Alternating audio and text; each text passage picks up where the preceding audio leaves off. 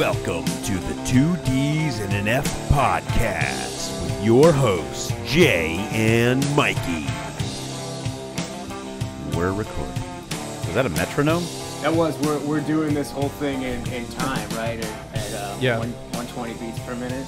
I have 170, so I'm going to be talking a little faster. All right. So when we lay down the rhythm track afterwards, it'll be really cool. Time. Good.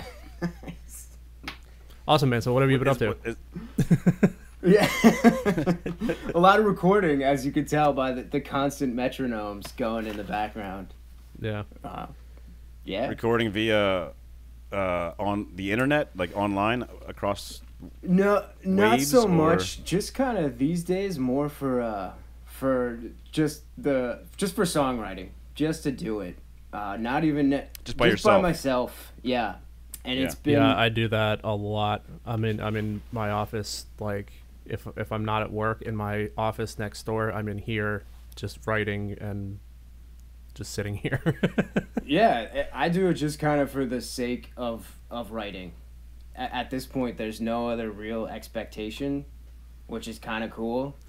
So poetry, basically? Sometimes that's how it starts. Yeah. Sometimes it starts as poetry. Sometimes the lyrics come after the music.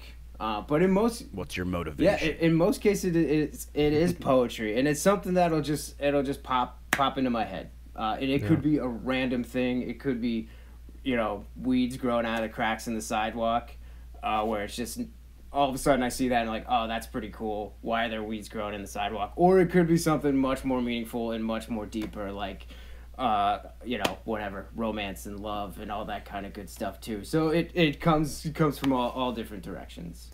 Yeah, your lyrical content is always very very clever, very well thought out. There's like no like corny just fitting words in so they can fit, or just like common lyrical schemes that a lot of artists use that like you don't do any of it, and you write about subjects that are also thought-provoking as well, like the wild, what are they called, the wild whites of West Virginia. Yeah, the West Virginia wolves. Yeah. Which is and that's a great documentary, like to see that 𝐋𝐢𝐧𝐤𝐬 and the wild and wonderful whites of West Virginia, and how just fucking weird that lifestyle was and what was going on there. So yeah, that was one of the moments, like, it couldn't help but lyrics started coming out, words started coming out, so you put it on paper. Do you want to go into that a little bit as like your inspiration for a few songs for like anybody who doesn't know who the whites of West Virginia are?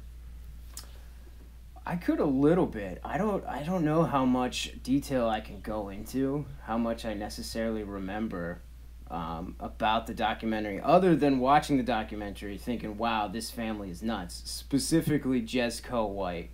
So this dude was like a meth head Appalachian mountain man. I guess that's the best way to describe him. Totally messed up. Totally messed up on drugs practically all the time. I picture like a shirtless guy with long hair, maybe like a long beard or something. Yeah, I think that's banjo. About right. Yeah, and I think his wife is probably 300 pounds. I think his mom was like probably 400 pounds. I think they all lived together with a bunch of kids too, and their lives were insane. Very violent. He had these like super violent streaks, but he was also just this larger than life character. I can't recall a lot of the details and a lot of the stories that go into the specific documentary, other than he was just this massive personality, like just a massive personality. Fetal alcohol syndrome baby turned fucking meth head with a heart of gold. Yes. Where can I watch this? It was on Netflix. This was a while ago, so I don't know if it still is. Yeah, it was popular on Netflix. So you wrote a song about this? Yeah, yeah. Or you just brought it up in a song, or you wrote an entire song about this dude. Yeah. we gotta re-record that, because you wrote it in like 2010 maybe, and I put bass to it but we both didn't record it like with like really good equipment. But the song itself is fucking awesome, and I love that song. And I never actually did drums to it. I just recorded bass. I could never figure out a drum part for it that fit. Like I tried 5 completely different styles of playing, and nothing fit. I think it needs like spoons and like washboards, like a jug or something. No, it's like a straight 4/4 time song, but like the rhythm of it is a little strange, and I think we should get our heads together and like really fucking was that with apostrophe S? No, or what was that with? It never made it to, like, I've never played it live. It's never been played live. It's never been even formalized beyond just kind of me writing it, playing some guitar, and then done putting a bass track down to it. So it's never kind of been more than that.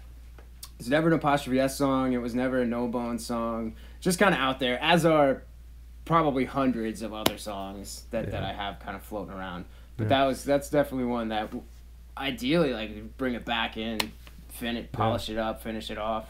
Yeah. Bring it back, polish it. I think we had it under the name of William H. Taft and the Founding Fathers. Yeah, that's right.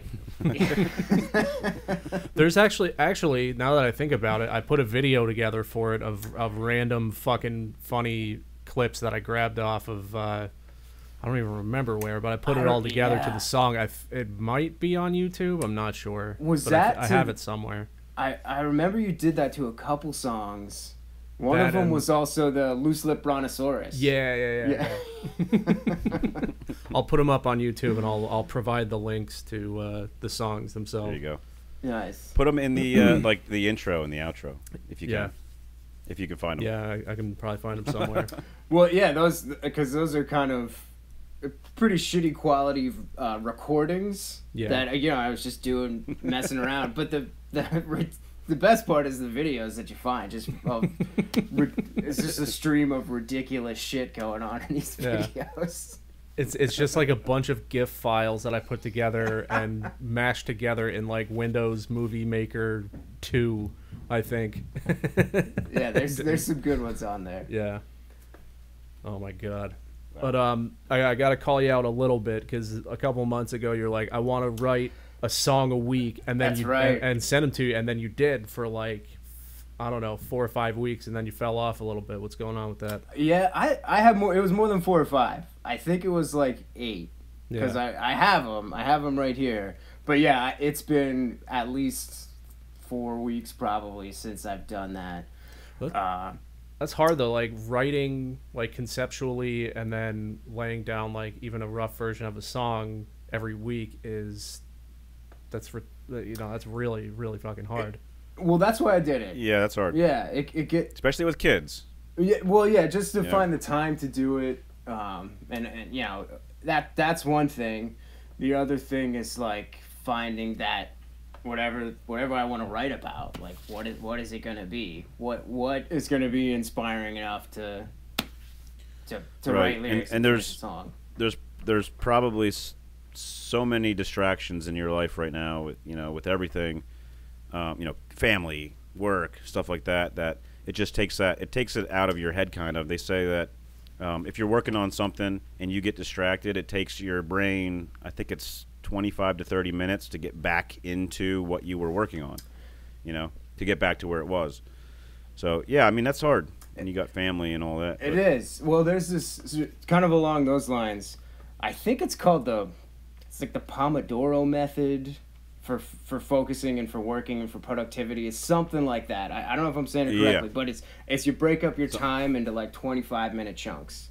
So you focus on something for 25 minutes, and then you take like a 5-minute break. You focus on something for 25 minutes, and then you take like a 5-minute break. Then you do like a long hour and a half or something, and then you take a long break after that.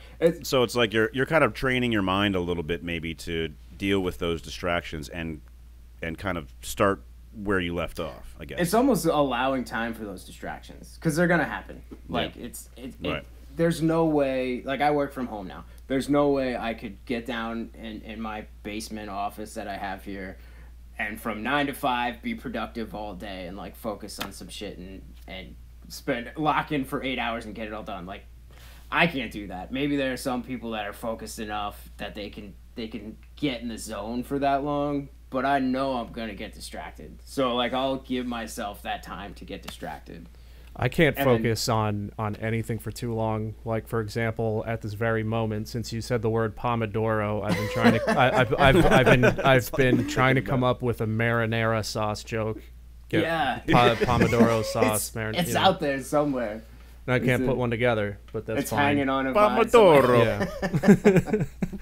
But no, dude, it's hard to, you know, it's even though I don't have kids, I still divide up my time like seemingly between a lot of things. It took me like 5 years to put together the Conspiracy Moms album, which you sang on a couple of tracks, and getting those tracks, you know, written, recorded the way I wanted them, start to finish. It took me so long that I had to give myself that deadline.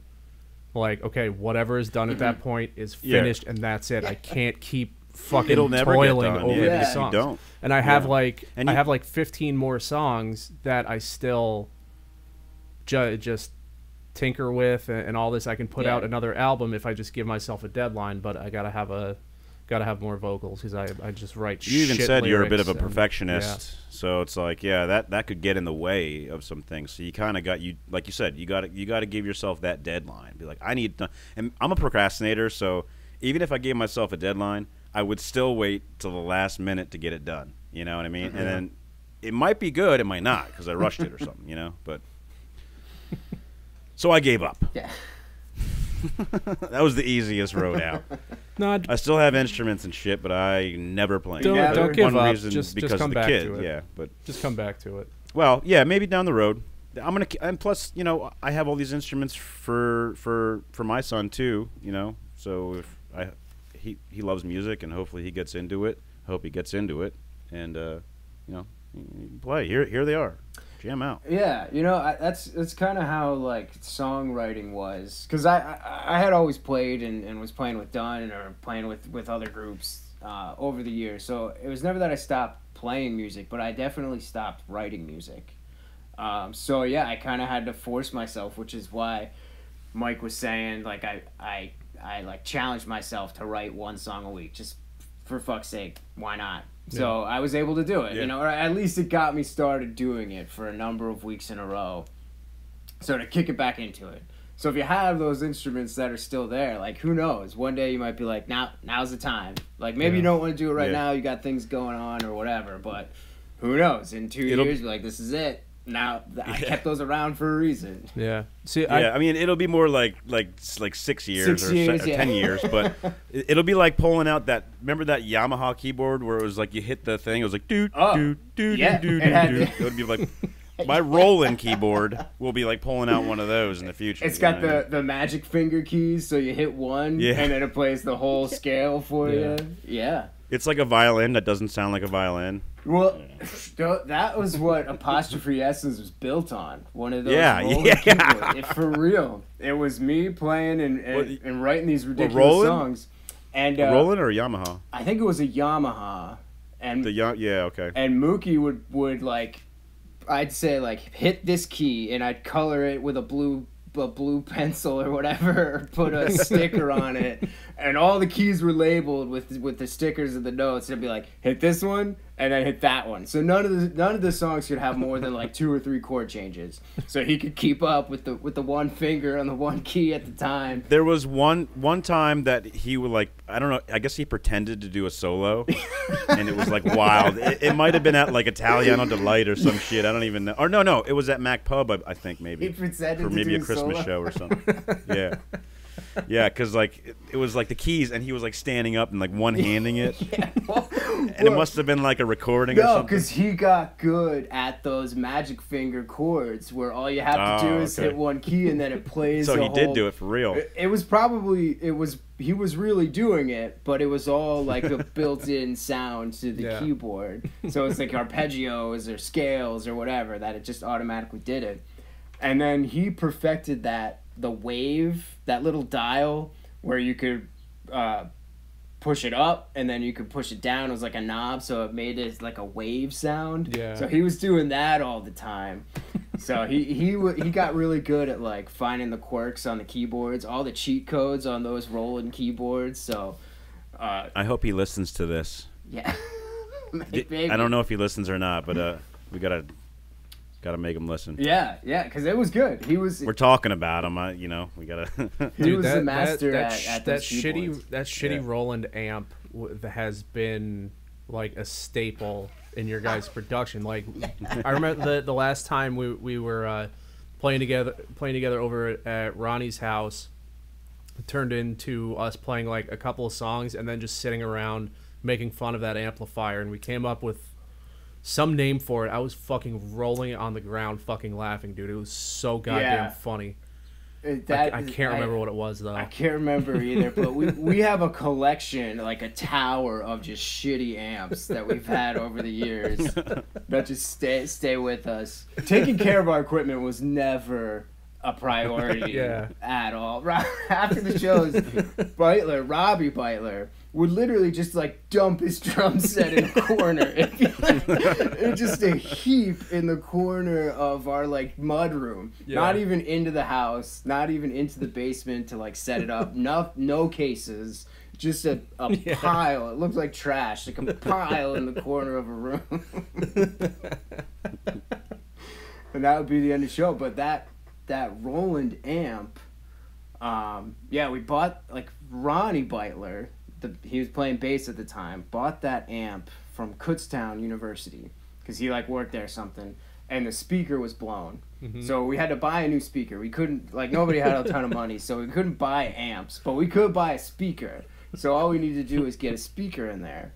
And then we started playing with that shitty Roland amp that we would plug, like, 3 microphones, my acoustic guitar, and the synthesizer into this like shitty amp because there are 4 inputs, so we could control all that. And then one of the songs, part of the song, was supposed to be a thunder sound, but instead of doing it on the keyboard, Ronnie would stomp on the top of the amp so it like crackled. So we're literally destroying this amp like as part of the song. There's this like crackling song as the amp's falling apart. Oh my god. Yeah, you have like 8 inputs into one keyboard amp. It's like drawing so much power and like just struggling to stay on. Oh my god. Is that what you guys played with? We played at even towards the end? No, towards the end we got some legit gear. Yeah, okay. We got a small PA system. Like towards the end, the sound was a lot better. Yeah. But in the beginning, it's like you guys started to sound good, and then it was just like over or something. But like every now and again, because everyone went on with their lives, right? Yeah. People were moving away and doing this. There was kind of a falling out at one point. There was a little drama. There was a little band drama. Between the brothers? No, surprisingly. Right. Mookie wanted to get out. Ronnie was booking a lot of shows, so like some people were going in the direction of like, let's play more shows.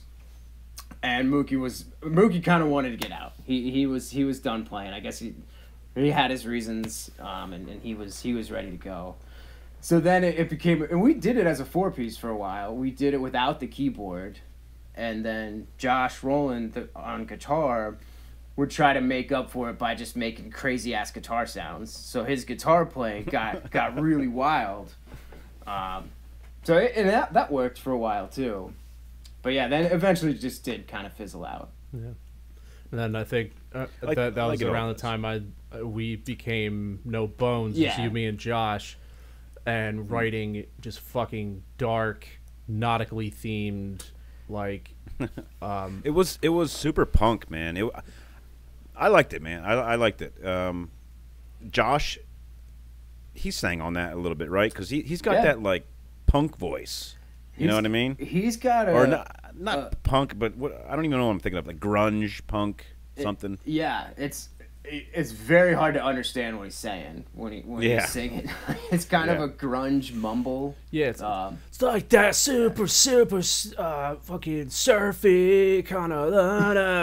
Yeah, dude, it's like New England, or not New England, but England punk. It sounds a little bit like it does, old school. You know what I mean? Yep. New England thrash. New Massachusetts murder music. Yeah. Well, some of it on Bandcamp, it's described as like soggy Pennsylvania Dutch grunge. I think. Whatever that means, but that sums it up pretty nicely. Yeah. Man, no, dude, I always loved your fucking guys' style of playing, like especially you and Josh. Like just your style was like I've never heard anybody play like that before. So when I think it was at an Apostrophe S show when we were talking, like we got some songs that don't really necessarily work for Apostrophe S's. Because they had more than like 4 chord changes. Yeah, they're like real heavy and dark, kind of like sort of like Primus meets Modest Mouse, kind of. I was like, that sounds really fucking interesting. So yeah, let's get together. And then you guys were living in West Philly, and all the gear was set up in that basement with a fucking dirt floor. Yeah. And just equipment everywhere, and just like shitty drum kit. You guys been through a lot of dirt floors. Yeah. I think in Bethlehem it was like pretty dirty too. A lot of shitty basements. Yeah, dirt floor. Like, we had the tiki bar in Bethlehem. Just nasty basements. Yeah. And the one in Bethlehem, which we did have, like, we had bands playing there, and we had you could use it as a party. You guys were partying nonstop. Yeah. So the Bethlehem basement was definitely used as a gathering space, and you could chill down there, and it was awesome. The basement in Philly was like a hardcore music studio room, like cables everywhere, amps everywhere, mics recording shit everywhere. We had the drums set up. So it was dedicated to like writing music. Yeah, and the abortion doctor's office next door, fucking killing people. So fucked up. Yeah. That was like a huge story in Philly. That was going on while we were playing, and we didn't know it. Yeah. What? I didn't hear about this. Talk about it. So it was a very big story in Philadelphia. There was basically an illegal abortion clinic. It's kind of really dark. Nasty shit was going on there. Terrible shit was going on. Your next door neighbor? This was your neighbor? Yes, it was attached to our house. This clinic was next to our house, and like it looked like a sketchy facility. I forget what the name of it was. It was like, a health center or something like that. It looked very sketchy. Windows were always shut. Blinds were always drawn. That kind of vibe to it. Yeah. And then, as either we were still living there or we had just moved out, like within a couple months or something like that, this huge story breaks that, all this fucked up stuff is happening there. Yeah, dude was doing like super late term abortions and putting the corpses like outside. What? Yeah. Wow. In basically the backyard. I remember his name. It was Hermit Gosnell, I think his name was. I thought it was Emmett. Or Emmett. Herman. I think it was Hermit because it rhymed with Hermit. Yeah. Hermit. Yeah. It's a very appropriate name. Yeah. Yes. Yeah. I'm a hermit. Don't bother me. Shit was crazy. I got babies all over my backyard. The fuck. Yeah. You wouldn't have known because our house we had people coming in and out. People were chilling there all the time. Mm-hmm. We had there were a bunch of stray cats for a while. Yeah, I remember having cats like hanging on my leg while we're playing songs. Yeah. .com. We had a stray cat named .com that didn't make it. Something happened to .com and that cat didn't survive. Then we got another stray cat. Is that where the song came from? No. Or was that just like an inside? That's been an ongoing thing with like Robbie, I think maybe, or whoever. The 3000.com in the year 3000. Yeah. That was an Apostrophe S song. Yeah. That was like a two quarter. two chord change song. Dude, for not having a lot of talent, you guys did really well. I mean, not to like put you down, but like honestly, no one there knew how to read music. Probably. Oh you know my what God, I mean? no one knew how to read music. Josh was probably the most talented who could play solos. He could actually like make that part stand out a little bit. So there was something more than just very, very simple pop songs. And you had a good voice. Robbie played when he played the drums. He always would get done and be like, "Oh my God, I fucked that up so bad." And it's like, whatever, dude. Everyone's drunk in the fucking audience. No one gives a shit. You know? Those shows. I mean, it was all a little more like entertainment than necessarily good music value. And I'll see that now, and I'll see a shitty band in it. But if a shitty band is just owning it, it's like, I've been there. Yeah. And the other thing is, I know I will never play a show as bad as I have played in the past, because we have played some really fucking bad shows as apostrophe S's, some really, really bad shows. So I could go up anywhere, have a guitar, have a bass with any group of people, and be like, I know I'm gonna at least be better than that one time at the Tally Ho when it was fucking awful. Were you thinking about that though, like during the show, like after it or during it? Were you like, oh my God, we're like, yep, it was bad. But you continued to play. We did. We did. I mean, I guess you had to. You got paid $50. It was we were booked. We had to do it, and it was packed. It was Christmas at the Tally Ho in Bethlehem, and it was our second show. So we had played a show about a month earlier, because I remember it was just after Thanksgiving, and that was our first show ever. And all of our buddies came out, and we could do whatever the fuck we wanted because it was our first time. Like, it's first time there. Nothing. What could the worst that could happen be? Nothing could go wrong. It's our first time ever playing. Any mistakes that you make, you blame it on your first time. And it turned out like it was pretty good. We had fun. We played a good show. There were probably like 10 or 12 people there, which was fine. That was cool. In the back room at the Tally Ho. So we had a good time. We decided to play again, and this time it was Christmas, and it was packed, and our equipment was not working. So Josh's cord kept falling out. We plugged directly into like the house speakers, and there was a crazy reverb, or crazy like high pitched squealing that was going on. The feedback was insane. So not only like were the songs we were messing up the songs left and right, but it was just very unpleasant. Like the sound of the whole thing was very hard to like hear, and the Tally Ho is packed. So there are people sitting at tables like 3 feet in front of me, so right there in my face, and everybody's so close, and everybody's locked into us, and we're just like, whatever, we just gotta play. So I'm still, a lot of the songs I'm like screaming as loud as I can, trying to get through it. We play like 10 songs. Robbie's the drum pedal breaks, so he can't play his bass drum. He's breaking heads on his drum set. Guitar strings are breaking. The amps sound terrible. All in all, just everything that could go wrong was going wrong. Just total nightmare. In front of a packed house. Like, some people had their families there.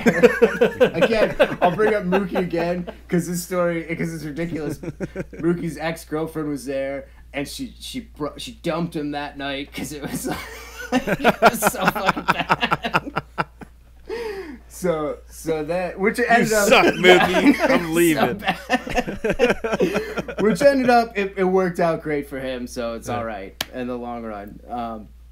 But then, so the band that goes on after us just fucking kills it. Like, they're so good, just locked in. There's just this awesome cover band. I remember that they were covering Led Zeppelin like to a T.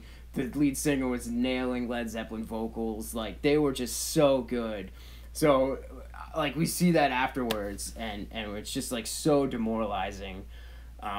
I don't think Josh played with us for a while after that. We all kind of like laid low for a little bit. Like why the fuck are we really doing this? But then we got back into it. Then after whatever, a week or so, we were like, all right, well, let's just keep practicing. We know the songs.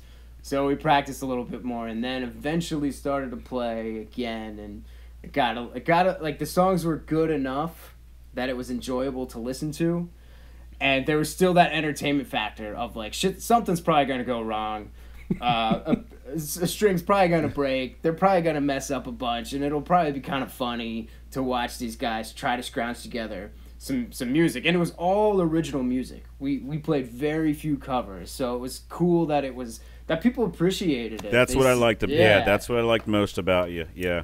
And that was really cool. I mean, yeah. As the person like writing the lyrics, and you're a little bit.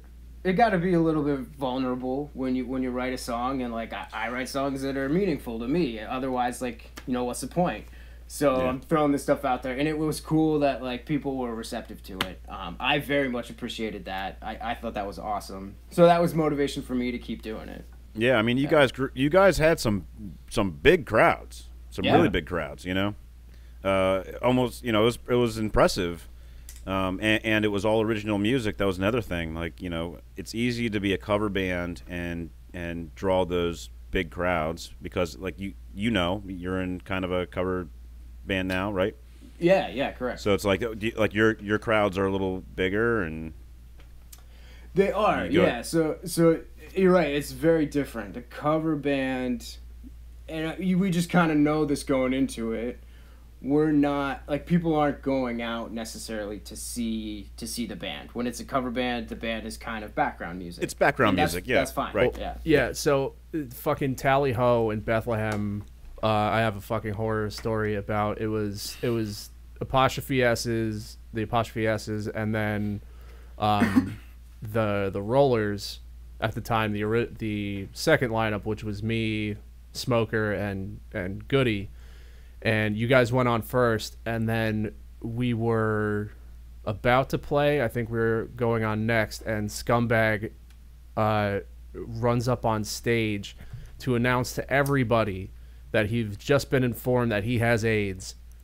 And he was crying on stage. The AIDS show. And that was the AIDS show. We're all we're all just standing there. Where was this? Tally Ho. I remember this. Tally Ho in Bethlehem. I don't think that was a Tally Ho. No, it wasn't. It was the bar that Robbie's sister owns, right? Or no, it was down the road from Croc Rock. It was at some. Was it? It was like a metal bar right there in Allentown. A couple like a block or so away from Croc Rock in Allentown. I thought that was at Tally Ho. Anyway, but yeah, we were gonna go on next, and then Scumbag just gets on stage and tells everybody that he has AIDS, and he totally didn't. He was misinformed, or so I don't remember who told him that or why, but he seemed to think it was a credible thing at the time. So we were supposed to go on next, and we're all just looking at each other like, well, that pretty much killed the vibe, so let's just not even play, and let's just go get drunk instead. I remember it. I remember being shooken up. Like, that definitely fucked with my head a little bit. Like, because I think he got up mid-song. Yeah.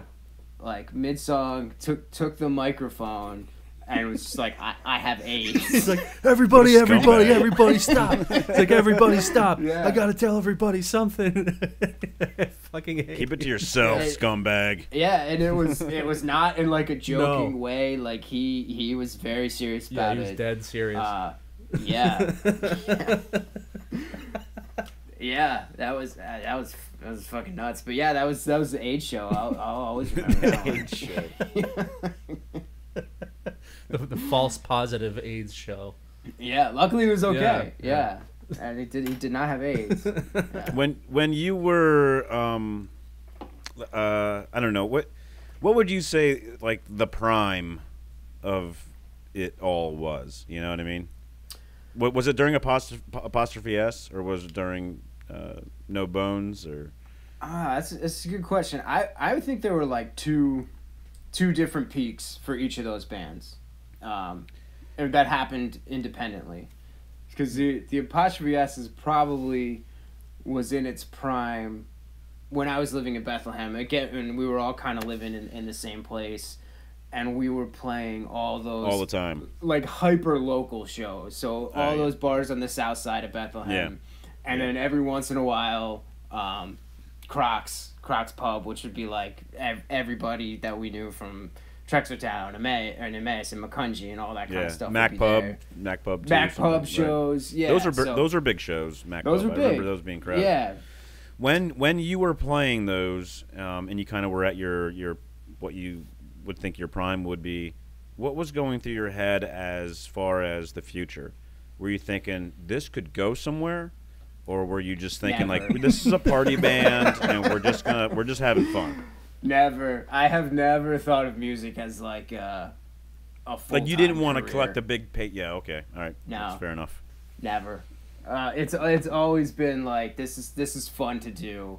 I really enjoy doing this, and I don't want to say like I take it lightly. Like I want the music to sound as good as it can, and I'm fully invested in these bands, whether it's like no matter how shitty everybody else is. Like if I'm playing, like I want it to sound good.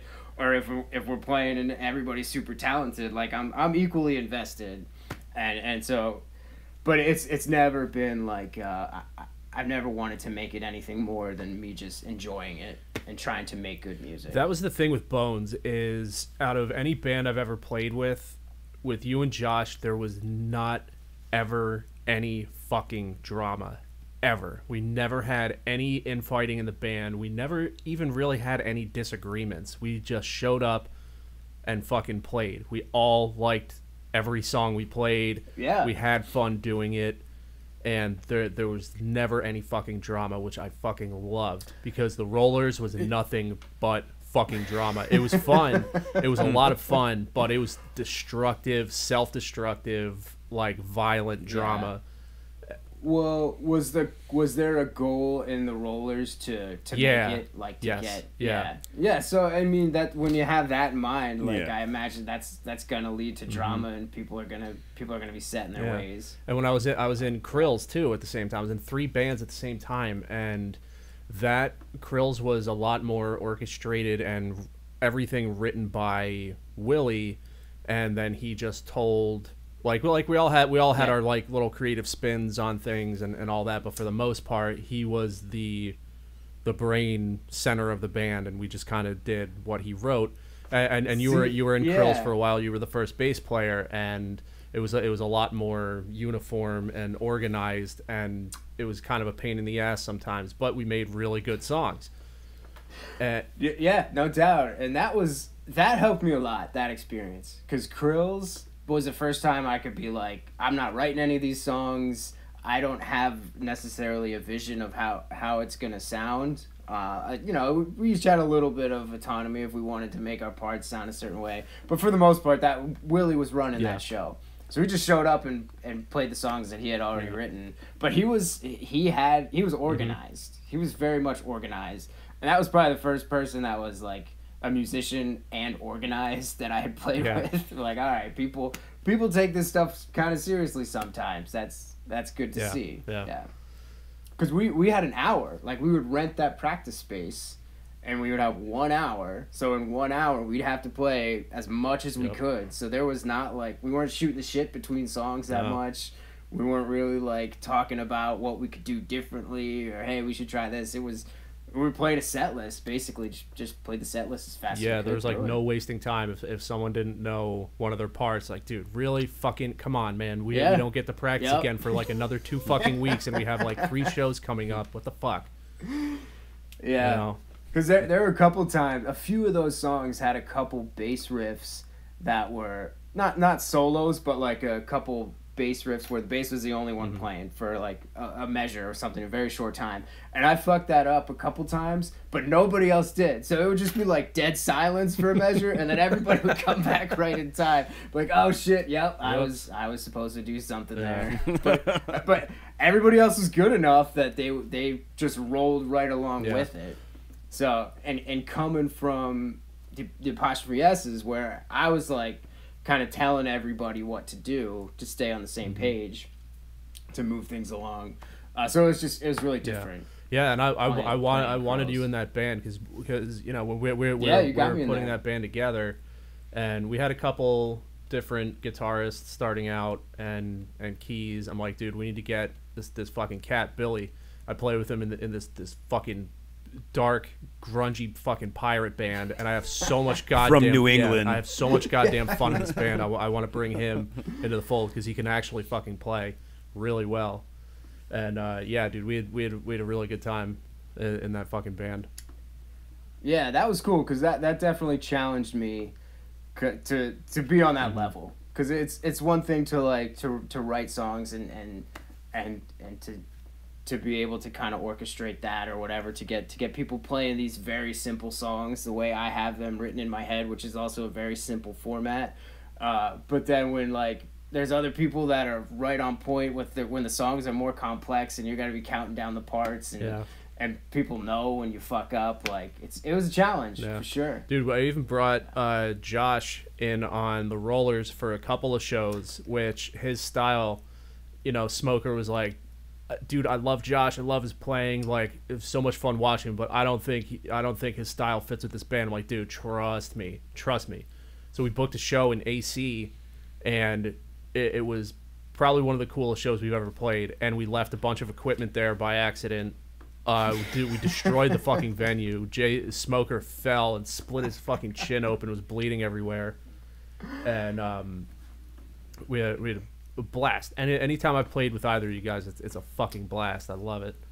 Wasn't there something like, didn't you get to the venue and like nobody was there, or you couldn't get in, like the security, something was going on with the security guards, like not letting you guys into the venue at the right time? I remember hearing the story because I couldn't go. I really wanted to go, but I remember hearing the stories afterwards, and it just sounded like a fucking wild. I don't remember, night. dude. There are so many my memory just all kind of runs together with a lot of those shows. I remember the AC show. Some guy showed up in a electric wheelchair who didn't need it.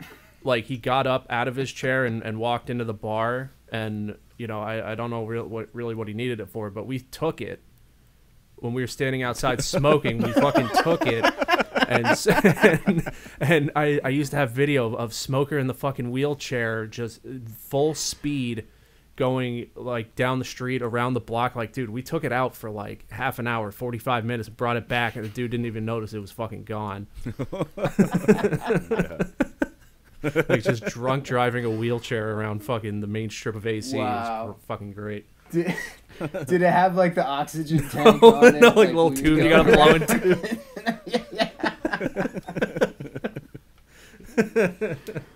Please get out of their way. Funny. Please get out of their way. The little fucking keyboard you gotta type into.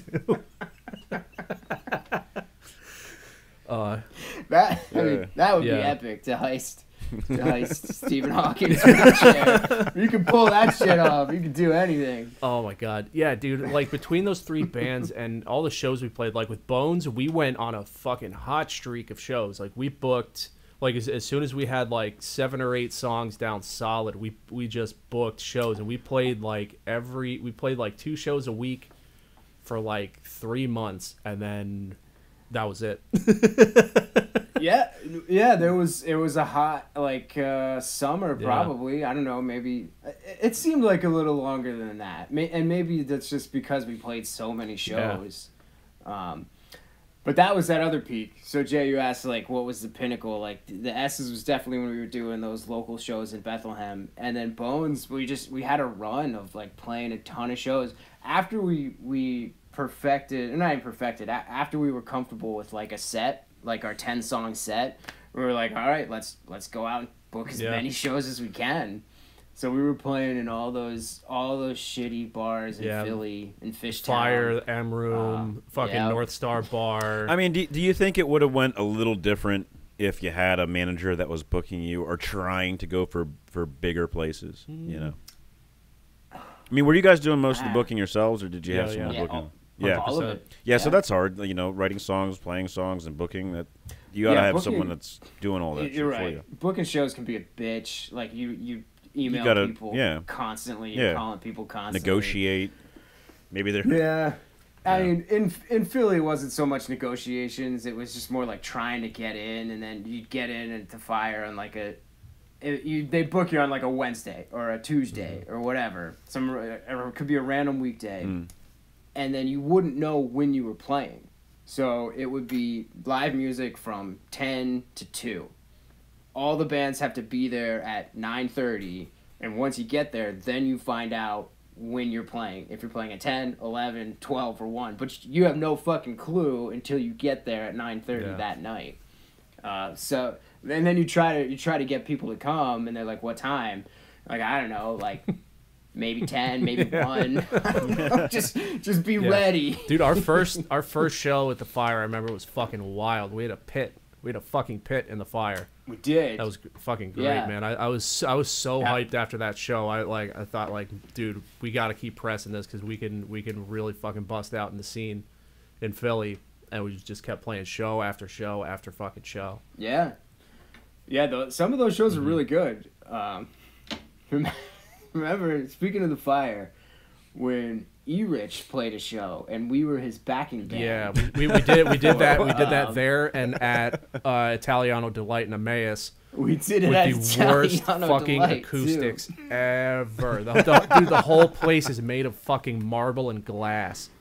So it was just sound bouncing off everything. It was oh my god. And the Rollers played there too, like loud. We played there really loud, and acoustics were terrible. I remember pulling like fucking double, sometimes triple duty in one night in playing in completely different bands on the same night. I had to play 𝐋𝐢𝐧𝐤𝐬 one night in North Philly because I would just never remember like which shows were booked when with what band. So I remember us playing in North Philly with 𝐋𝐢𝐧𝐤𝐬, and then the second I hit the last note of the final song, I just started taking my drums. I have to get them down this fucking like giant elevator because I had to drive all the way to Wilmington, Delaware to play with the Rollers at fucking Mojo 13 in like an hour and a half. Smokers like blowing up my phone like, Mikey, where the fuck are you, bro? I fucking double booked myself again, dude. Sorry. I drink a lot. I don't remember things.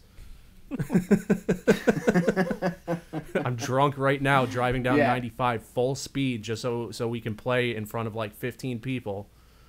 Yeah.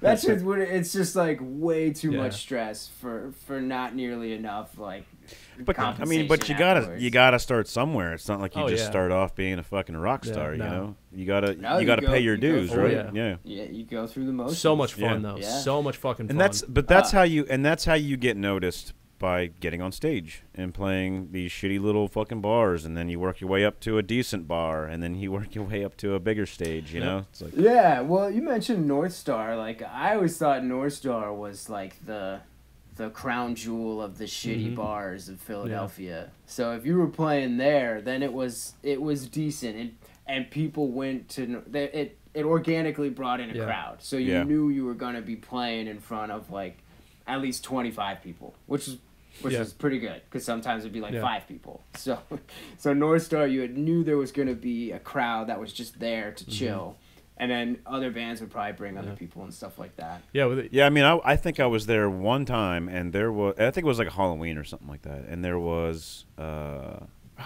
had to have been like 50 to 70 people in there. And that's like an average, just about an average show. So there was always a decent amount of people. I dressed up like a terrorist that year, and I guess he was a Marine or something. I don't know. He came up to me and he's like, "You got some balls, dude."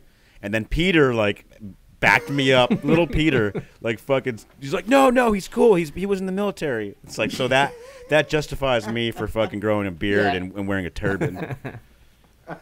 Man, dude, those shows are like that was part of what fed our energy. It was like playing dive bars and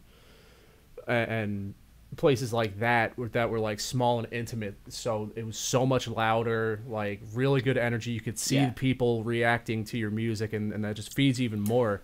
Like I remember when we played as it was Apostrophe S's and Bones playing at the band shell at 𝐋𝐢𝐧𝐤𝐬 Park in the middle of the day. Yeah.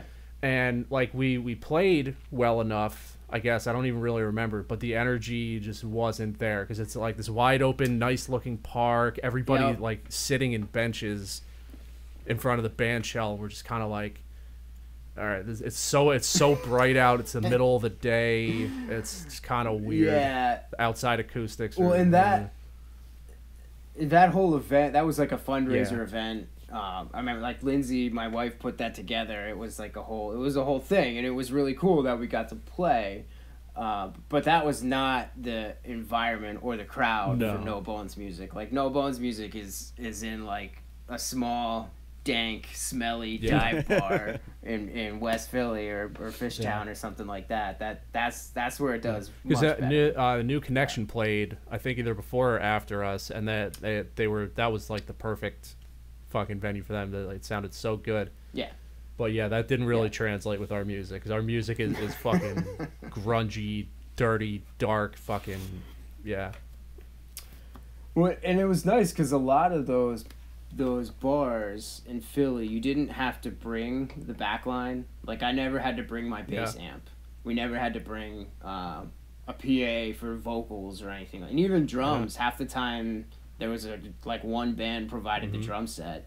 And everybody else just used that. And we had like shitty equipment at the time, so sometimes the back line was better than the equipment we had. way better than my bass amp. The vocals and the PAs were legit.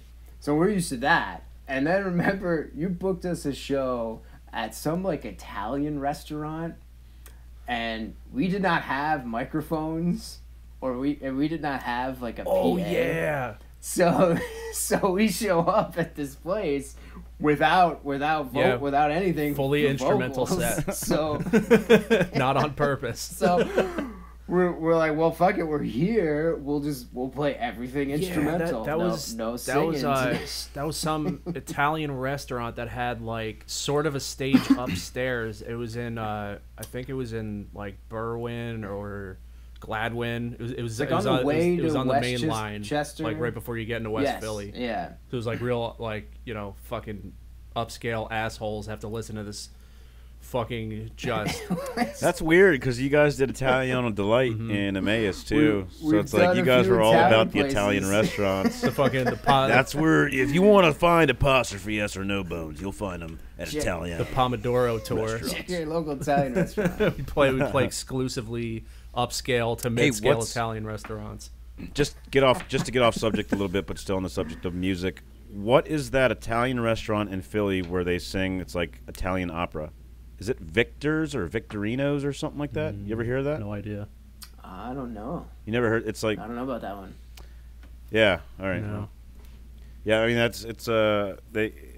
I'm pretty sure it's like Victorino's or something like that, but it's really good. It's like upscale food, but the waitresses and waiters and even the busboys all sing Italian opera in Italian. So, they'll come over to your table or they'll just, out of nowhere, they'll all get together and they'll just start singing opera. That sounds fucking wild. It's actually a really cool place, yeah. It sounds like awesome. You should eat fucking acid or mushrooms and then go there. Yeah. Just sit there like the waiter is singing to me. I'm not hallucinating this. But it's but wild. They'll just like all of a sudden they'll just all like scatter together and exactly.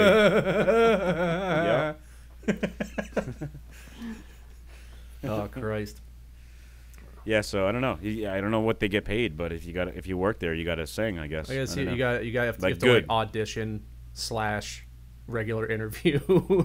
Like, yeah, I'm sure you got to know how to make meatballs and fucking. And the food's pricey, so I'm sure they get tipped really well. And I would want to see like the mid-performance from all the waiters and the busboy, the chef like bust down the kitchen door and come out with his butcher knives singing his Mamma Mia! Oh, I can't believe you guys lived in Philly and you've never been there. I didn't know. No, this other place is just like a normal Italian restaurant. Just families trying to enjoy themselves. Somewhere out of the city. Yeah. But we also got pulled over as we were pulling into the venue too.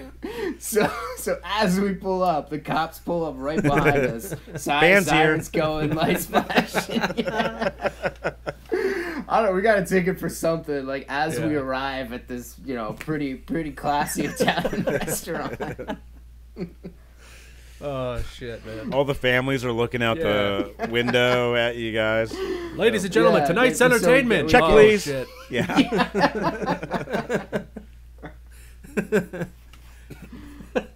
Half of the band was arrested that night. But seriously, I mean, you couldn't book just like a little bit of a better place. I know even remember Ronnie Beitler was doing the booking, right? Yeah, No, I thought Mike. I thought you at that point. Was that for No Bones? This was No Bones. Yeah, this was a No Bones show. For Pasta Fies, you played at Italiano Delight in Emmaus. Yeah. No, well, that was Ronnie was doing most of the booking at that point. He booked a fucking Italiano Delight in Emmaus. Yep. Yeah, I don't know what the connection was or how. I don't know how that happened. He got free pizza for a year or something. Probably. I think he worked at the other Italiano Delight. I think both the Beitlers worked at that. Were delivery guys at the other Italiano Delight. So they were like, all right, we'll let your band play. And then the restaurant closed down. Yeah, now it's closed. Yeah. Oh, fuck. What else you got going on, Billy? You're into you were talking to me over at Torpy's house about something you do on the side. You go to like I don't want to say counseling. It's not like counseling, is it? It's like it's a veteran support group. Okay, support group. And I've really enjoyed that. So I'm a vet. I was in the Navy. Yeah. I know you're a vet as well, Jay. So it's kind of like something that a community that I've wanted to be involved in more lately. I think initially when I got out, I almost kind of like compartmentalized that. Like, yeah, I was in the military, did that whole thing, and now I'm not, and I can move on. Like, I did it, but I'm not. It's not really part of who I am necessarily. Mm-hmm. And I don't know why I felt that way. I was lucky enough. I wasn't in combat or anything like that. I was deployed to South America, so, and this was during the Iraqi insurgency. This was when kind of the Iraq invasion was going on, so I was really lucky that I didn't see any combat over there. But still, after getting out and after a couple years, it was just kind of something I did, but not something that was necessarily part of me. And then I think as I got older, that I kept that mentality, and then I got into the whole family thing. So you kept you kept like just the mentality of it's not really part of who I am, and I don't really identify with that anymore. So and that got reinforced by getting busy and with work and with family and all that kind of stuff. So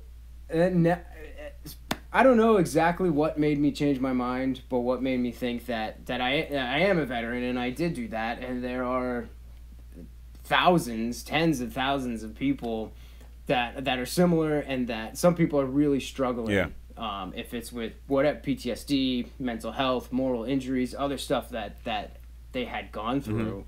And there are people local that utilize this support group, that even if it's just to meet up, to kind of talk about that period of my life and how that affected me, or if it's because there's other guys that are like really went through some shit that I can't imagine that dealing with that mentally and getting through that. So there's some guys that went through some really fucked up stuff when they were deployed and they were in combat situations, and you could tell like they just got to get it off their chest, and they want to talk about it with somebody that knows what they're talking about. At least at least.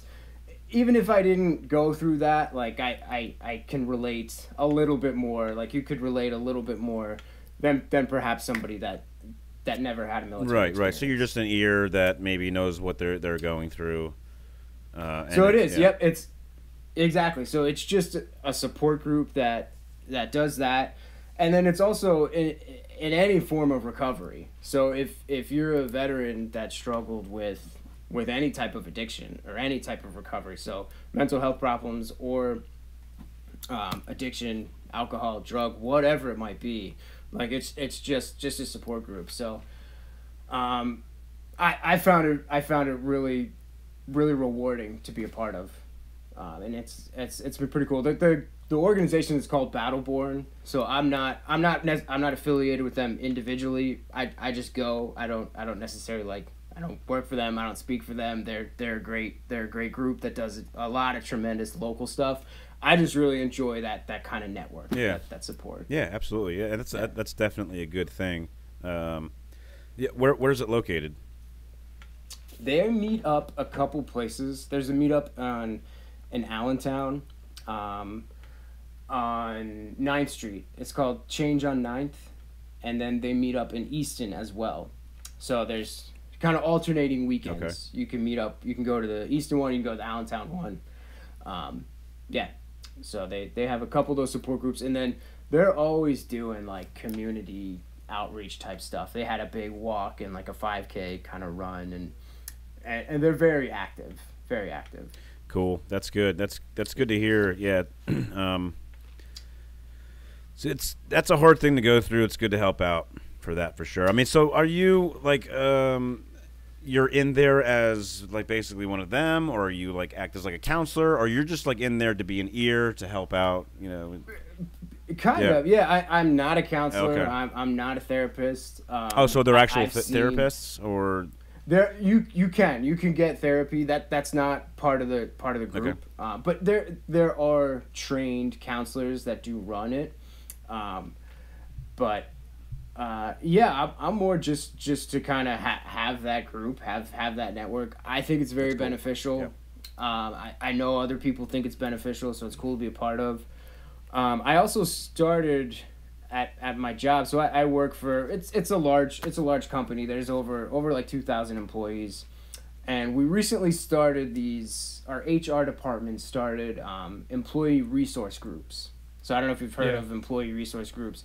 It's okay, so it's like a collection for there's a Black employees resource group, there's a Latinx employees resource group, there's an LGBTQ employees resource group, there's a women's employees resource group. So all these employees resource groups are coming up, and I think that's great for diversity, and it shows our company is like invested in diversity and all that. So I started a veterans employee resource group. So all these people, there's 2,000 employees. There's only 2 veterans that work there. So it's me and one other person that are veterans. But then it is open to other people. So there are other members that just that either want to support veterans or have family that are veterans. In one case, somebody's son is thinking about joining. So it's other people that kind of feel connected to that. So it was cool because for Memorial Day, the veterans group, so I was able to bring on the guy that started Battleborn, this local group, and have him talk to my company. So it was a pretty good crowd about some shit that veterans are dealing with, which I thought was really cool because so my company is a lot of these. We do a lot of webinars these days. Everybody does a lot of like virtual meetings, and a lot of virtual meetings are PowerPoint driven. It's very scripted. It's well rehearsed. A lot of people are professional speakers. They're in marketing. They're in sales. They speak a certain way when they're speaking to large crowds, and that's how people are used to these types of meetings, whether it's for a product launch or something like that. So I was thinking, this guy, Chris, he's as like raw as you can get as a human being. He's definitely going to drop some F-bombs. He's used to speaking like in these smaller groups, very like intimate settings about like, you know, kind of powerful stuff, the way, and not a PC type conversation. So I was like, I don't know exactly how this is going to go, but I think it will be pretty eye-opening for some people to hear kind of these a little bit more closer to home type stories. There's very real stories about what veterans are dealing with when it comes to mental health specifically, because this happened in May for Memorial Day, and May was also Mental Health Awareness Month. So I kind of like tied that together into it. Good, man. That sounds like you're doing a lot for that community, and it's good that, you know, you said when you got out, you were kind of like, I kind of want to put that behind me, but now you're kind of bringing it back and realizing that it did mean something. Right. It did. Yeah. I mean, it clearly it did. And I can't think of like a specific thing that happened where I was like, oh yeah, this is a path I want to follow more. But it certainly did mean something to me. And yeah, maybe it's because I got out when I was still pretty young. I mean, I don't know if you felt the same way. I was 22 when I got out and went right back into school. So kind of right away switched from that military mindset to going into community college and then playing music right away. So it just, shit was happening right as I got out that I never really like connected with that, with the military. It was kind of like I left and closed that door and went full speed and into the next chapter of my life. Yeah, I kind of did the same thing. I mean, I got out at 25, but I always looked at it as the greatest thing that I've done so far with my life. You know, until now, you know, family and all that stuff, obviously. But I wouldn't be here. I thought you were going to say this until this podcast. Yeah, right? yeah. But you know, I don't know. I mean, I forgot what I was going to say. So I'm no, sorry, that's right. No. You're good. You're good. I was talking about fucking dad, and I was talking about the family. Oh yeah. So the greatest thing that I'd done with my life, because of you have so many choices, it opens so many doors. But you know, I wouldn't be here. I wouldn't be with my family now if it weren't for those choices that I made and those doors that I opened. If that's what I meant by the greatest thing I've done with my life. You know what I mean? Yeah, you're absolutely right. I mean, there's a ton of opportunity that you can take advantage coming out as a veteran and getting out, like the GI Bill and all that kind of stuff. That paid for my college, and it paid for me to live when I was getting out. I remember when I got my first job, I was making less than the benefits I was getting from the GI Bill monthly stipends as I was going to school. So the benefits are, there are some very good benefits. For sure. Like I said, I think I might have said it in a different episode, but I actually got paid to go to school and live. They give you a housing allowance while you're going to school, and I got grant money back. So like I made out pretty good by going to school for free. You know, so you can't beat that. You can't beat 10% off at Home Depot. Yep, especially now. Yeah, when you need it. This shit's great now. Yeah. You own a house. Fuck, there's that shit gets expensive. There's the VA loans. Yep. There's the free chicken parmesan at Olive Garden every Veterans Day. Now that's Italian. Yeah. Applebee's. So yeah. I think Dunkin' Donuts coffee. Yeah. There's all kinds of good stuff on Veterans Day. They hook it up. Yeah, you get discounts everywhere you go, it seems. Which is, you know, whatever. Yeah, and then you got the people that do the fake valor thing. I come across a lot of people that are like, "Hey, can you help me out? I was in the military or something like that." It's like, yeah, I'll help you out. What was your MOS? And anyone who's in the military, you know, knows what that is. And maybe someone that did their research might know what it is, but just not your average everyday Joe. You know, he probably wouldn't know what that is. You know. Yeah, and I like a lot of the veterans that are in these groups, they're not flaunting it. Like they're not usually the people wearing the American flag bandanas and all that kind of stuff. Like they're scarred. Maybe sometimes, but they're scarred. A lot of people I feel like kind of take that same path where you disconnect it. You disconnect from it. A lot of people that I have seen as well, it's like they do that because of scarring or because they don't want to deal with it. And then really bad shit happens. Then you get into addictions to. I mean, imagine being told that you need to kill for the person to your left and to your right of you and for a country, and then, oh wait, go home now. It's like, it's over. Go home.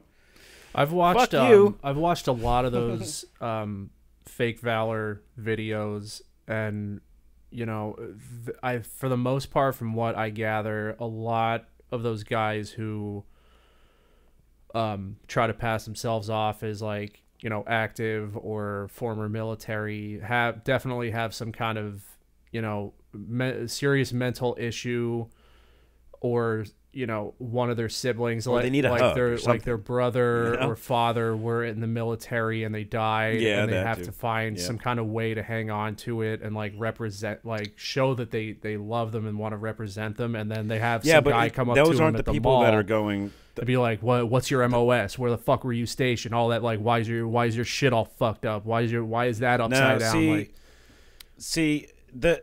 You can't. You can't like feel sorry for those people because they go out of their way to go to an airport to feel appreciated. Yeah. Like there's other ways to feel appreciated, you know. Yeah, I mean it's I'm going to say, like, for the most part it's people who don't have the life skills to like they have very little self-awareness to know that what a big fucking mistake you're making right now by trying to pass yourself off as part of the military when you're not. Like that's not just you know, this fucking guy who lives down the street from me wears army fatigues, he's just a little weird. No, that's a serious fucking thing that if you know, you can get arrested for it. You can go to fucking jail for that shit if you take it far enough. But yeah, some of them just want attention, and those are the guys you just want to fucking take a boot to their fucking head. But yeah, go you know, go to a family member, like maybe you know, who knows what happened in their life that got them to that point. Yeah. But there's somebody somewhere that will give them a hug. Yeah. They're just not looking in the right places. If that's what they're looking for or something, you know, they're looking to be appreciated. Yeah. You know, whatever. But yeah, make better life choices. But yeah, I mean, like initially, like I started watching those videos because I like to watch shit that pisses me off. For some reason, I just have that. What's the guy? There's a guy. Sometimes. There's a guy that's like a Marine that like talks about it. And he watches them on YouTube or some shit. But is that the one you watched? I'm not sure. I watched a bunch of different ones, but the one that got me that kind of made me feel another way from just, you know, fuck anybody who does this is the one kid who's like, yeah, my older brother was like when he finally came clean to the dude who was just like grilling him with his camera.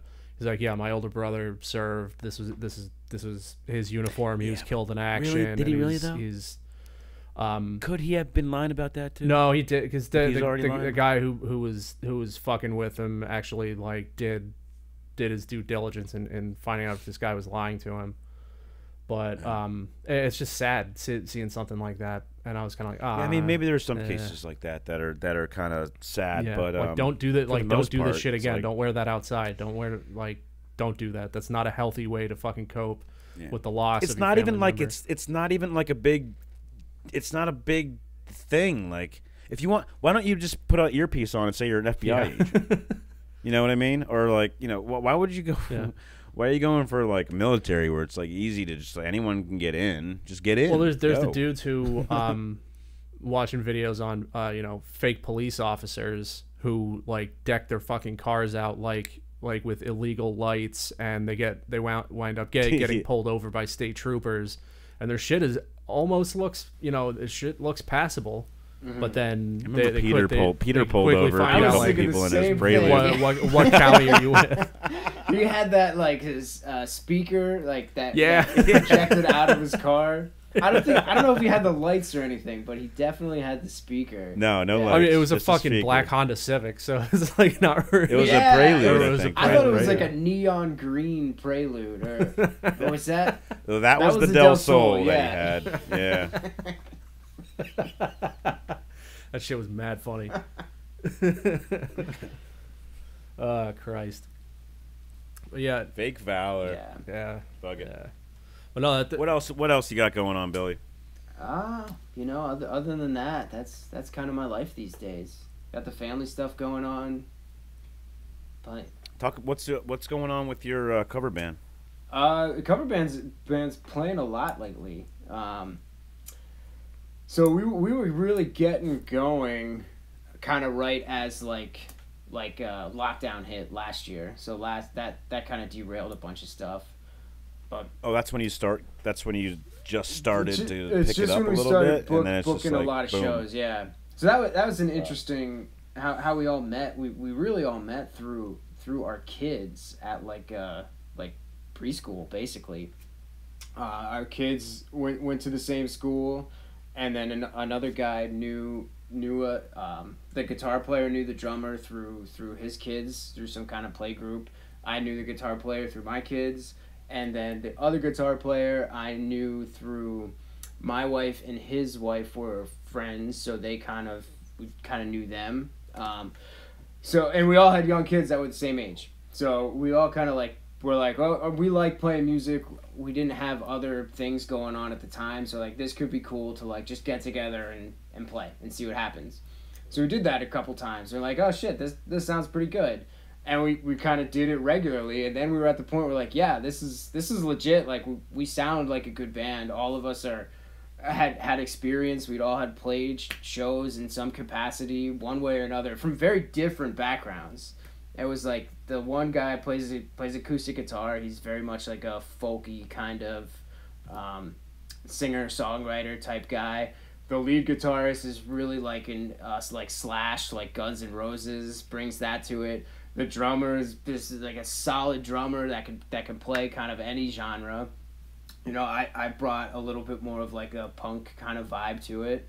But really we started playing like 90s rock songs like Green Day and Weezer and Stone Temple Pilots, like just those songs that everybody... Playing the good Weezer or the bad Weezer? Strictly Blue Album Weezer. Yeah. Blue Album. Right. Thank you for that. Yes. Strictly Blue There's Album. one other good out. There are, I think, Pinkerton. one or two other maybe decent ones. Pinkerton's good. Yeah, Pinkerton, yeah. After that, I guess it was the Green Album was borderline.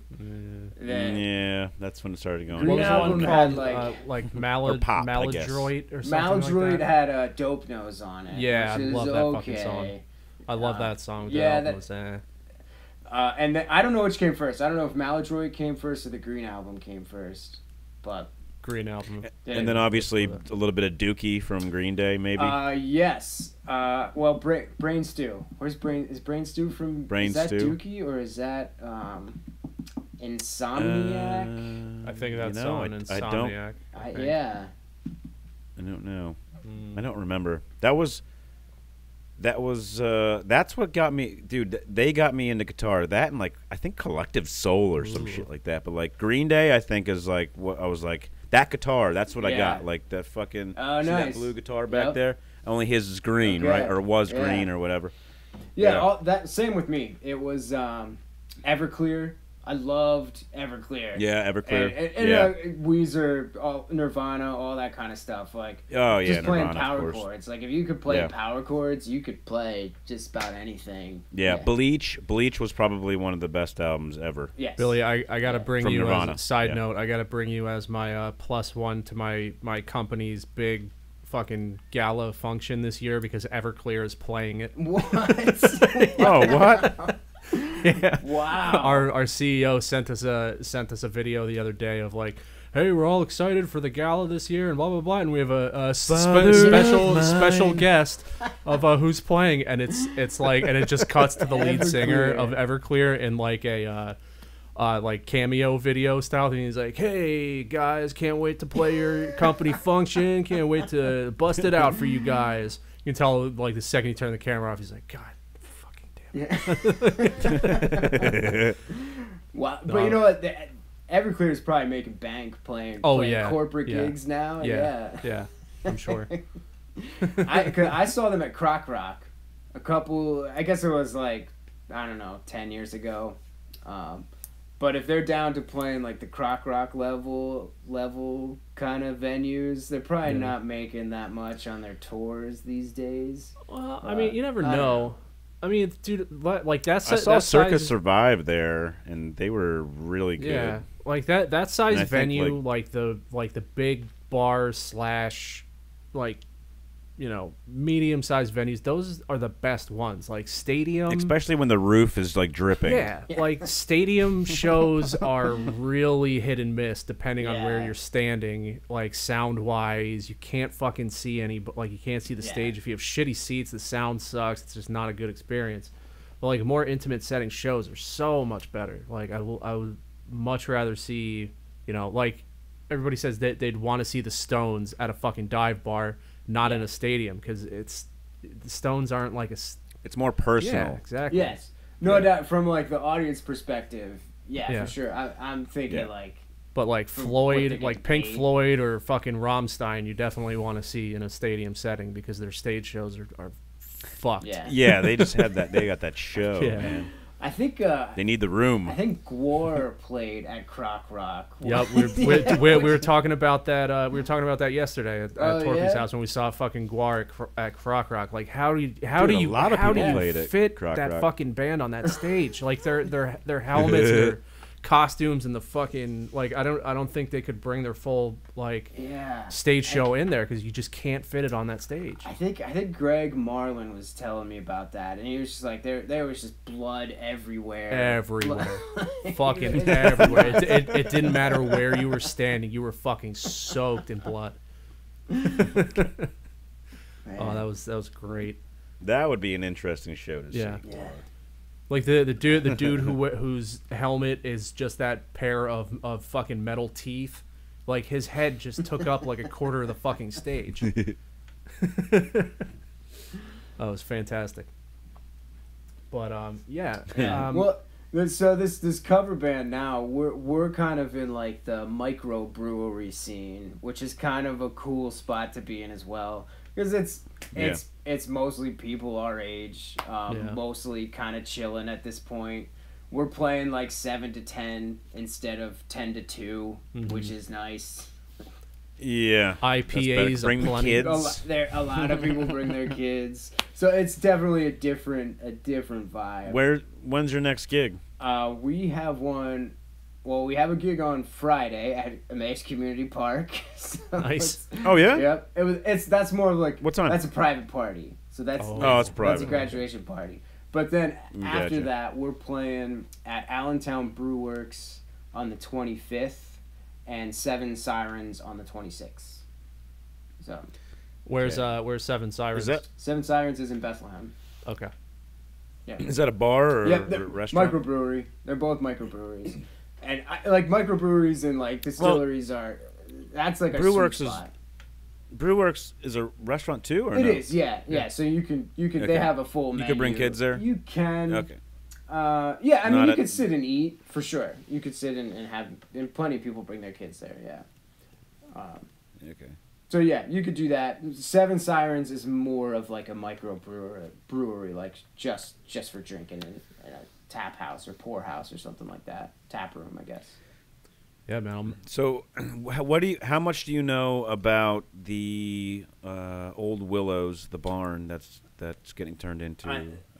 Yeah, that's gonna be sweet. Brewery? That's gonna be very cool. I only know what I'm hearing kind of through Ronnie as he trickles down some information. But I know they got their beer going, so their brewers are making beer. I know they're gonna have a tap takeover at the foundation, so at what used to be Croc's Pub. They're gonna have a tap takeover there before the actual brewery opens. I think it's called Rising River Brewery. I think before Rising River opens, the beer you could get their beer first, and then I think that brewery's supposed to open like late summer. This summer, so August, September timeframe. That's I soon. know, it's coming up pretty soon.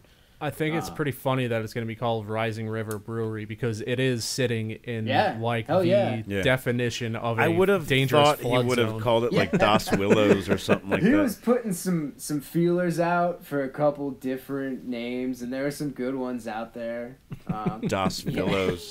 Yeah, like old Dutch brew house, something like that. Yeah, for the listeners who are not local to the area, the Willows was a family-owned Dutch-style restaurant in just outside Allentown, PA. That was just like a local landmark. Like the food was, it's where all the old heads went. Yeah, like if you want authentic PA pork belly, PA Dutch cooking, that was the spot. That was definitely nice little the spot. creek with stock trout behind it. Well, and that creek was famous or infamous, I guess, for flooding out and destroying the kitchens multiple times. It happened. Yeah, it wiped out that whole restaurant. Yeah. And they kept it going. I mean, is that why it closed down eventually? I mean, I thought that guy was doing pretty well because it seemed like there was a lot of people that went there. It closed. The original Willow's, the Pennsylvania Dutch food with the sauerkraut and everything, and the authentic Pennsylvania Dutch place closed down because of one of the floods. After 2 or 3 floods, it was like, this is too much. Totally wiped us out. Then it changed into more of like a traditional diner. Yeah, so it was a diner for a number of years.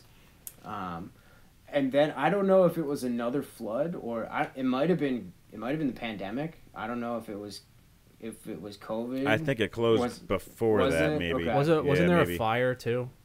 Yeah, I think it was a fire from the flood, an electrical fire. Yeah, I think. Yeah, a bunch of disasters. They just got to build like a big fucking like retaining wall around the property, right? Well, I think he has some plans to build like a deck and to use the outdoor space more, and maybe they'll have a raised deck or something like that. Yeah. And I don't know if they're gonna use the kitchen. Like they might just have food trucks, so if they don't have to worry about the kitchen flooding. I don't know. I don't know too much. That's a smart move. Yeah. He is. Ronnie seems big on taking something shitty and turning it into something like his house. Like that was like a drug house or something, and now he turned it into something awesome. You know, it was a drug house and it was a tannery. Like they were tanning leather hides and shit there. Yeah. What's that big rolling fucking? What is that? I don't know what all that. It like rolls the hides or something. Yeah, there's some. It was like authentic. Like they were using it as a tanning place. Yeah. Damn, I knew it was a tannery before. I didn't know it was a drug house. That's fucking crazy. Yeah. Anybody we know involved in that? There was, I guess it was raided or something like that, and right, and that's how it got freed up. Damn. And he came in and bought it. It's fucking nice drug house. I think he kind of took advantage from whatever went down. Something happened where people got kicked out, and I don't know what happened to him, but he was able. The story goes he was able to take that and the legend. He did a nice job. He did. Yeah. They fucking lift that house up. Like he was telling me, his dad put like fucking jacks underneath it. Yeah. Like it's a big house. Yeah. And he's got a big property back there, so it's a cool spot. I think that's huge. That's like acres, right? Yeah, I think so. Yeah. I remember I scared the shit out of Ronnie's wife one time because I had never met her before, and I went over there to pick up the hammer base, and so it's like probably like 10:30 at night, and I just knock on the door and she's there by herself, and Ronnie didn't tell her I was coming. So she's like, yes, can I help? I'm like, yeah, I'm here to pick up the base. She's like, hi, I'm who Mike. are you? She's like, hang on a minute. And then I'm just standing outside, and then all of a sudden Robbie and Ronnie's dad shows up. He's like, what's up? What's going on? I'm like, I'm just here to pick up a base. He's like, okay, well, you scared the shit out of Ronnie's wife. I'm like, oh, I'm sorry.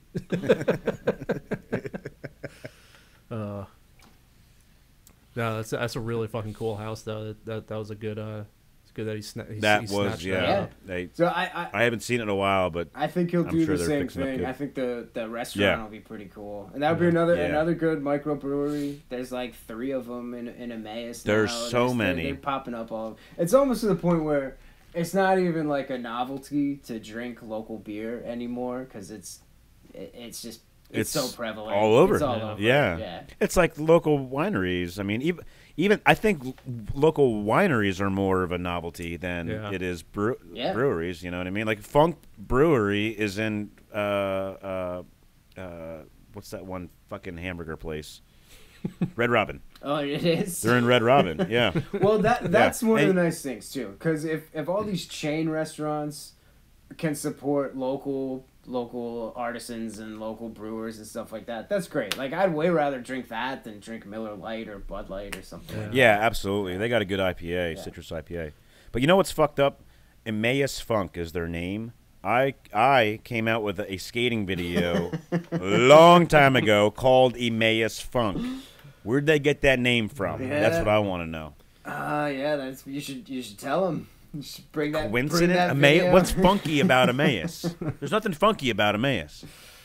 That's a coincidence or not? Did they steal it? I think soon enough, like you see the, when you're on the turnpike, you see the fucking rest area with like 5 different restaurants in it, like the KFC / Taco Bell / gas station McDonald's. It's gonna be like McDonald's / local winery, brewery, local brewery or get your rest stop IPA, like high end rest stops. Yeah. Well, I think it's big in Pennsylvania. I think because the restrictions on it aren't like. I don't really know all the details. I did look into it at one point because I was trying to start a winery, and it's a lot harder to do that than it is to start a brewery. So I think it's fairly easy to get the licensing and all that to start your brewery. So I think that's why they're just popping up all over the place. Yeah. It's like, why not? And they taste good, you know. If it tastes good, it's gonna go somewhere. Yeah. Yeah, I mean, I'm at the point now where like I don't drink that much, and if I do, it's usually like an IPA, which is delicious, rather than just like trying to pound down Lion's Head or whatever. Gross, dude. that was my beer of choice when I was 22. I loved Lion's Head. Yeah, that was good. Well, at least you weren't the Natty Ice. Nah, I mean, you guys stocked Natty Ice at your house. I remember, or maybe it wasn't you, but it was somebody in your house. We more had kegs than necessarily like cans. Especially like if a lot of people were coming over, it was a lot of kegs, and then we'd lose track of the kegs, and like we saw people like trying to steal kegs like right out of our house before. It's like, dude, like, what the fuck you doing? Obviously, you didn't bring your own keg, and you're not taking your keg home with you. So, yeah. I always drank fucking Molson Triple X because nobody else would drink it, and it was so high in alcohol, and so nobody would be like, "Hey, can I get one?" Oh, never mind, I'm not drinking that. Bring like 2 6-packs, drink like 3 of them, and I'd be fucking sideways. That's my uncle's move. My uncle, who's like, he's got a classic move when he brings like the shittiest 6-pack of beer to a party, but he doesn't drink it. He just puts that in the fridge and then drinks like the good beer. Other people's beer. But he's seen bringing something to the party, but he's not drinking. Yeah. So you either drink like 6 kind of expensive, really high alcohol content beers, or I'll drink a 30 rack of fucking PBR or Schlitz, or what's the like Schaefer beer. What was the one?